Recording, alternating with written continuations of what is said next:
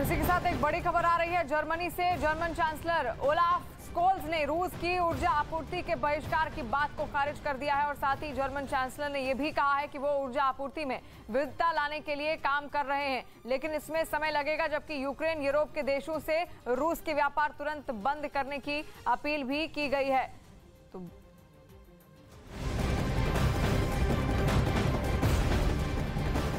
और वहीं बड़ी खबर एक बार फिर से पोलैंड के राष्ट्रपति ने रूसी सैनिकों की तुलना हिटलर के सैनिकों से की है और पोलैंड के राष्ट्रपति आंद्रेज डूडा ने कहा है कि रूसी सैनिक ठीक उसी तरह से व्यवहार कर रहे हैं जैसे हिटलर, जैसे नाजी सेना के पायलट करते थे, और कहा कि उन्हें उम्मीद है कि यूक्रेन में नागरिक हमलों के लिए जिम्मेदार लोगों को अंतर्राष्ट्रीय न्यायाधिकरण के सामने लाया जाएगा। तो लगातार भीषण जंग चल रही है रूस और यूक्रेन के बीच में। ऐसे में रूस की निंदा हो रही है लगातार और रूस के राष्ट्रपति की निंदा हो रही है, उनके सैनिकों की भी निंदा हो रही है।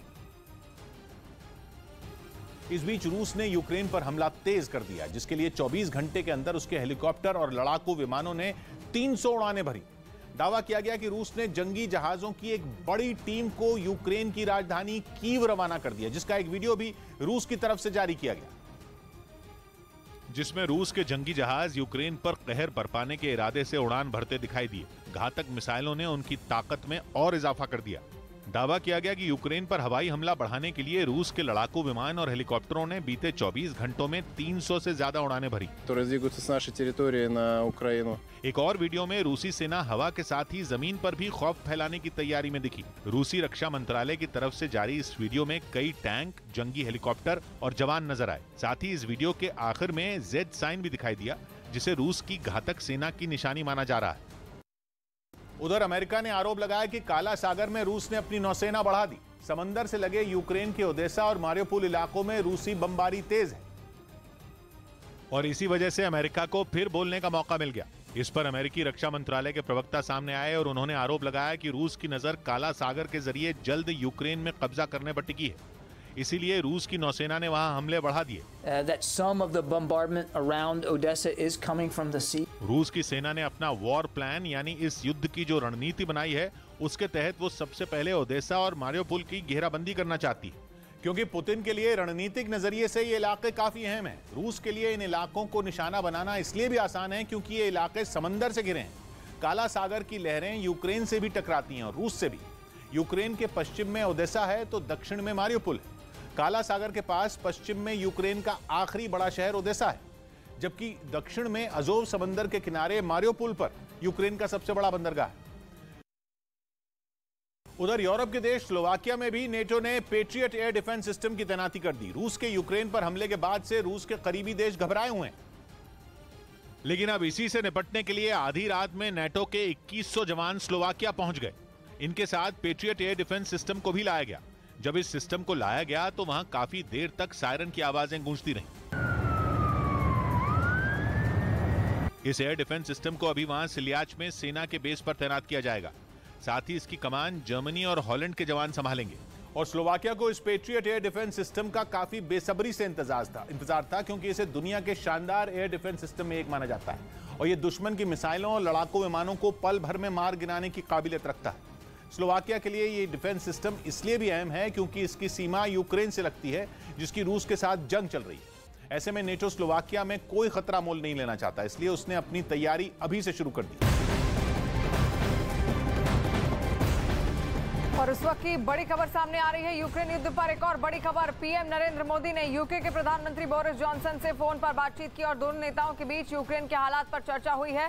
भारत ने इस मामले में बातचीत के जरिए मुद्दों को सुलझाने की बात कही है। यूके के प्रधानमंत्री बोरिस जॉनसन और पीएम मोदी की आपसी बातचीत हुई है और चर्चा रही यूक्रेन पर। यूक्रेन के मुद्दे को आपसी तरीके से सुलझाने की बात यहां पर कही गई है। और इसी के साथ एक और बड़ी खबर जो निकलकर सामने आ रही है, क्योंकि रूस यूक्रेन युद्ध लगभग 1 महीना लंबा खिंच चुका है और बड़ी खबर जो निकलकर सामने आ रही है, अमेरिका ने एक बार फिर से दुनिया को आगाह किया है कि रूस यूक्रेन पर केमिकल हथियारों से हमला करने का विचार कर रहा है और अमेरिका और उसके साथी देश काफी वक्त से यूक्रेन पर जैविक या फिर केमिकल हथियारों के हमले की आशंका भी जता रहे हैं। लेकिन इस बार खुद राष्ट्रपति जो बाइडेन ने कड़ी चेतावनी दी है कि पुतिन यूक्रेन पर केमिकल वॉर करने के मूड में है और अगर उन्होंने ऐसा किया तो उन्हें मुंहतोड़ जवाब मिलेगा। तो इस वक्त की बड़ी खबर आप देख रहे हैं, जहां पर बड़ा आरोप जो बाइडेन ने सीधे रूस पर लगाया है, पुतिन पर लगाया है, ये कहते हुए कि केमिकल वॉरफेयर छिड़ना चाहता है रूस और पुतिन कभी भी यूक्रेन पर केमिकल वॉरफेयर केमिकल वेपन से हमला कर सकते हैं। यानी अमेरिका के राष्ट्रपति जो बाइडेन ने सख्त लफ्जों में चेतावनी दी है कि पुतिन यूक्रेन पर केमिकल हथियारों से हमला करने के बारे में सोच रहे हैं। बाइडेन ने दावा किया कि पुतिन यूक्रेन पर धावा बोलकर इतनी बुरी तरह फंस गए हैं कि अब ना उनसे उगलते बन रहा है ना निगलते। और इसलिए बाइडेन ने कहा कि पुतिन अब यूक्रेन में अपनी नाक बचाने के लिए केमिकल हथियार बरसाने पर विचार कर रहे हैं। बाइडेन ने अपने दावे का कोई सबूत तो पेश नहीं किया, लेकिन ये कहा कि पुतिन बार बार अमेरिका और यूक्रेन के पास जैविक और केमिकल हथियार होने के फर्जी दावे कर रहे हैं। बाइडेन ने कहा कि ऐसे झूठे आरोप लगाना असल में पुतिन की चाल है, जिसकी आड़ में वो खुद ही यूक्रेन पर केमिकल हथियार चलाने की फिराक में है।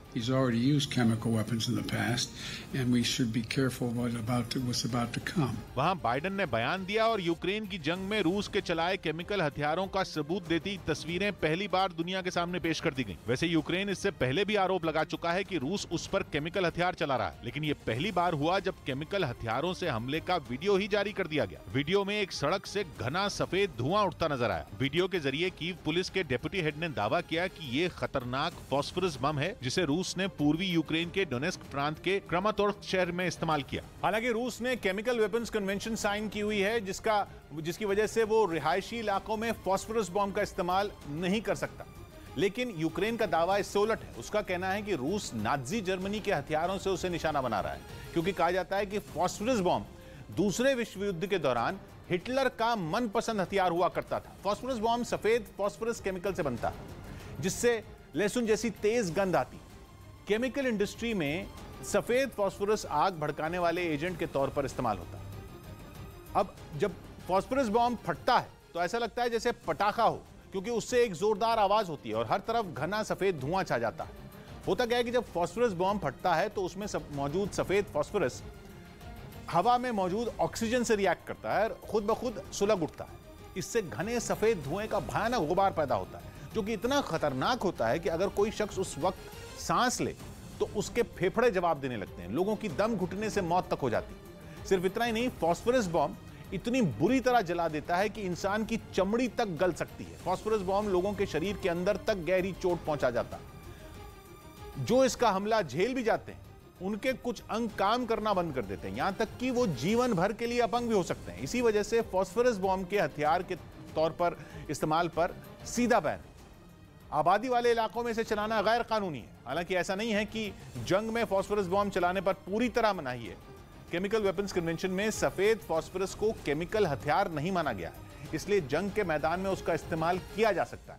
जैसे दुनिया भर की सेनाएं अपने कवर के तौर पर फास्फोरस बॉम्ब का इस्तेमाल करती हैं, क्योंकि उससे उठे घने धुएं के गुबार के पीछे सैनिक छिप जाते हैं और दूसरे देश को उनकी मूवमेंट की भनक नहीं लगती। अपने टारगेट मार्क करने के लिए या बंकर और इमारतों को जलाने के लिए भी कई बार फौज युद्ध में फास्फोरस बॉम्ब चलाती। और युद्ध के बीच रूस के राष्ट्रपति व्लादिमीर पुतिन को जहर देकर मारने की साजिश का दावा किया गया।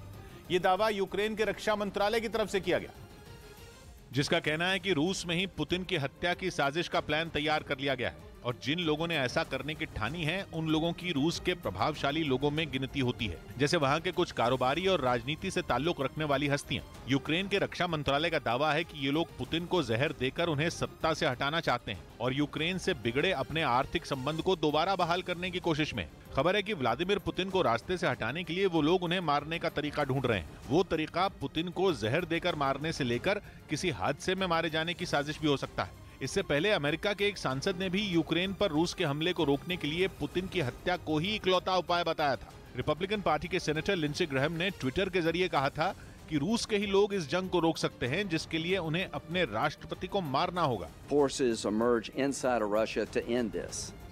So I think the world is better off without Putin. कहा जा रहा है कि इसी डर से पुतिन पिछले महीने ही अपने स्टाफ में शामिल 1000 लोगों को बदल चुके हैं।